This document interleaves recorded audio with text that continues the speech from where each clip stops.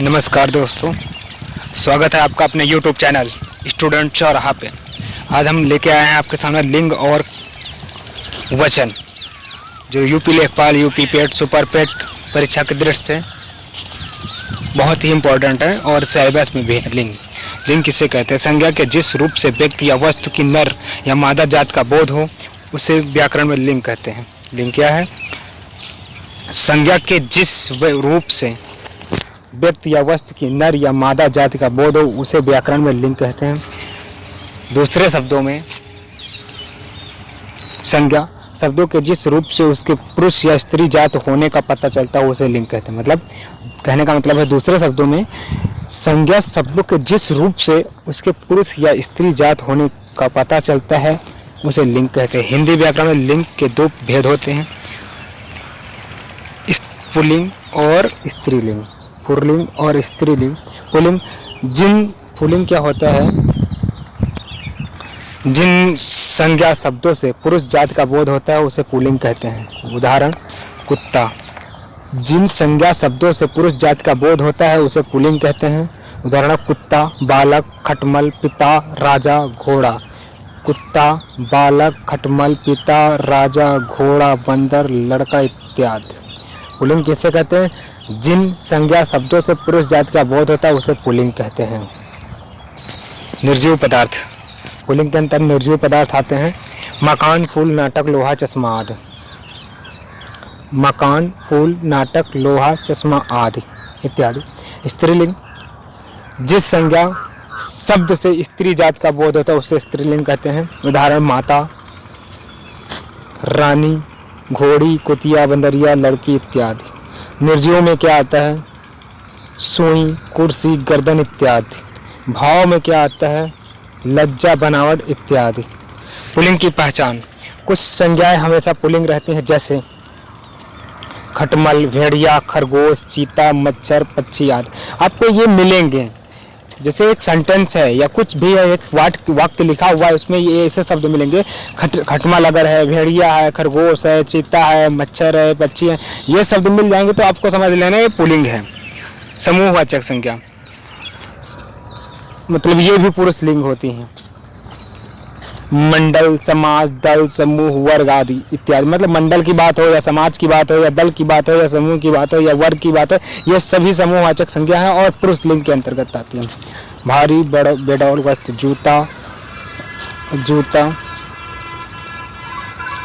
जूता, रस्सा, लोटा, पहाड़ आदि। भारी और बेडौल वस्त्र ये पुरुष लिंग के अंतर्गत आती हैं। दिनों के नाम सोमवार, मंगलवार, बुधवार, बृहस्पतिवार, शुक्रवार, शनिवार, रविवार। जितने भी दिन सप्ताह में होते हैं सारे पुरुष लिंग हैं। पर्वतों के नाम हिमालय, सतपुड़ा, आल्प्स, कंचनजंगा। जितने भी पर्वत हैं सारे पुरुष लिंग आते हैं। देशों के नाम, जितने भी देशों के नाम है, भारत, चीन, ईरान, अमेरिका, जितने भी देश हैं भारत में, अपने वर्ल्ड में, वो सारे पुरुष लिंग के नाम है। महीनों के नाम, सभी महीने पर जनवरी और मई, जुलाई ये स्त्रीलिंग में आते हैं। बाकी जितने भी 12 महीनों से 9 महीने बचते हैं, 3 महीने छोड़कर जनवरी, मई, जुलाई या जुलाई, मई, जनवरी, ये स्त्रीलिंग में आते हैं। बाकी जितने भी 9 महीने बचते हैं वो सारे पुरुष लिंग में आते हैं। नक्षत्रों व ग्रहों के नाम, नक्षत्र और ग्रह जितने भी हैं सारे पुरुष लिंग के अंतर्गत आते हैं। पर अपवाद पृथ्वी स्त्रीलिंग है। मतलब अगर पृथ्वी कहीं दिख जाए और लिंग पूछा जाए वाक्य में तो आप कह देना पृथ्वी स्त्रीलिंग है, ऐसे याद करना है। धातुओं के नाम, सोना, तांबा, पीतल आदि, ये सारे धातुओं के नाम पुरुष लिंग के अंतर्गत आते हैं। वृक्षों या फलों के नाम, अमरूद, केला, शीशम आदि, ये सारे जो हैं सब इस पुरुष लिंग के अंतर्गत। अनाजों के नाम, अपवाद, अनाजों के जितने भी अनाज जितने भी पाए जाते हैं सारे अनाज पुरुष लिंग के अंतर्गत है। लेकिन अपवाद है, मक्की, ज्वार, अरहर, मूंग, ये सब स्त्रीलिंग में आते हैं। रत्नों के नाम, नीलत, पुखराज, मूंग इत्यादि, जितने भी रत्न हैं सब पुरुष लिंग के अंतर्गत है। फूलों के नाम, कमल, गुलाब, जितने भी फूल हैं सब के सब पुरुष लिंग के अंतर्गत आते हैं। द्रव पदार्थों के नाम, दही, दूध, पानी, तेल आदि, ये सारे पुरुष लिंग है। पर अपवाद चाय, कॉफी, लस्सी, चटनी स्त्रीलिंग। अच्छा, आप कह रहे हैं कैसे? देखो, चाय पी जाती है क्या लगा है? जाती है। पी जाती कि नहीं जाती? क्योंकि चाय पिया या चाय पी जाता है, नहीं, चाय पी जाती है। हुआ कि नहीं हुआ? स्त्रीलिंग। काफी पी जाती है, लस्सी पी जाती है, चटनी खाई जाती है, न कि चटनी को खाया जाता है। चटनी खाई जाती है, एक सही वर्ड बनाओ, मीनिंग। चटनी खाई जाती है, चाय पी जाती है, कॉफी पी जाती है, लस्सी पी जाती है। ये ऐसे देखो तो सारे स्त्रीलिंग है जो अपवाद है। जैसे सागर है, हिंद महासागर, प्रशांत महासागर, हिंद महासागर, प्रशांत महासागर, जितने भी सागर हैं सब पुरुष लिंग के अंतर्गत है। शरीर के अंदर हाथ, पैर, गला आदि ये सारे पुरुष लिंग है। पर अपवाद जीव, आंख, हृदय, दांत ये सारे स्त्रीलिंग हैं। अब स्त्रीलिंग की पहचान कैसे करते हैं? कुछ संज्ञाएं हमेशा स्त्रीलिंग रहती है, जैसे मक्खी, कोयल, मछली, तितली, मैना आदि ये सारे स्त्रीलिंग हैं। स्त्रीलिंग की पहचान अब हम करते हैं।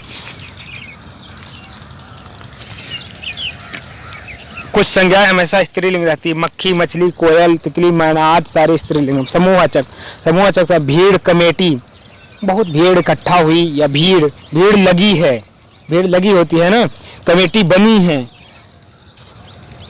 समूहवाचक संज्ञा, सेना आई थी, सभा हुई थी, ये सभी जो समूहवाचक संज्ञाएं थी ये सब स्त्रीलिंग के अंतर्गत आते। छोटी और सुंदर वस्तुओं के नाम, जूती, रस्सी, लुटिया, पहाड़ी, रस्सी टूट जाती है, लुटिया डूब जाती है, पहाड़ी दिख जाती है, देखो जाती है, स्त्रीलिंग है।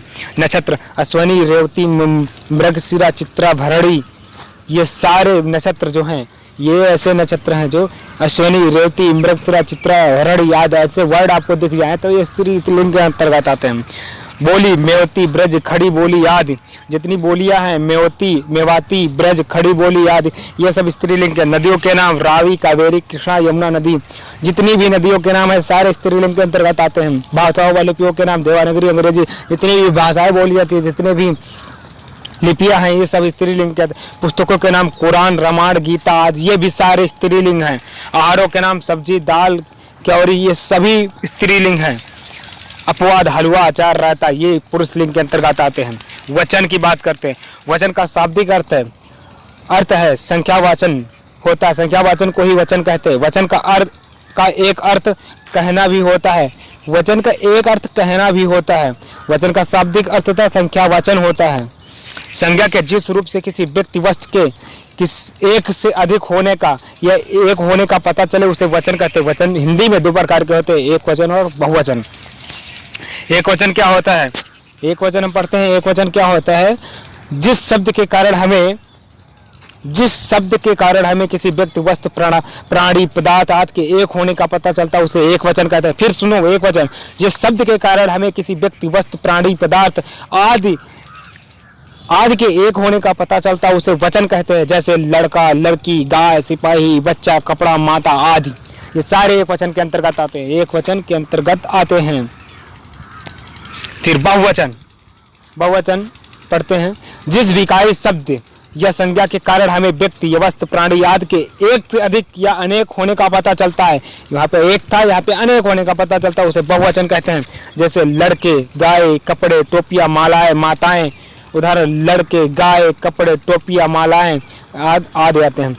आदरणीय या सम्मानीय व्यक्तियों के लिए बहुवचन का भी प्रयोग होता है। जितने भी आदरणीय या सम्मानीय व्यक्ति होते हैं उनके लिए बहुवचन का भी प्रयोग, लेकिन व्यक्तिवाचक संज्ञा को बहुवचन में ही प्रयोग किया जाता है। जो व्यक्तिवाचक संज्ञा होता है उसे बहुवचन में ही प्रयोग कर दिया जाता है। गांधी चंपारण आए थे, गांधी तो एक है, गांधी जी चंपारण आए थे, लेकिन यहाँ पर वाक्य बनाया गया बहुवचन।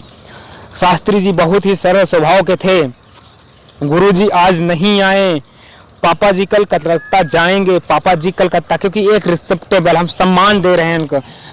ये थोड़ी कहेंगे कि पापा जी कल कलकत्ता आएगा, नहीं, क्योंकि पापा जी कलकत्ता आएंगे, क्योंकि आएंगे एक बहुवचन वर्ड है, लेकिन सम्मान प्रकट कर रहा है, सम्मानित व्यक्ति हैं। गांधी जी छुआछूत के विरोधी थे, मतलब ये है एक वचन, मतलब गांधी जी तो एक ही है लेकिन है एक वचन, लेकिन हम इसे बहुवचन बनाए।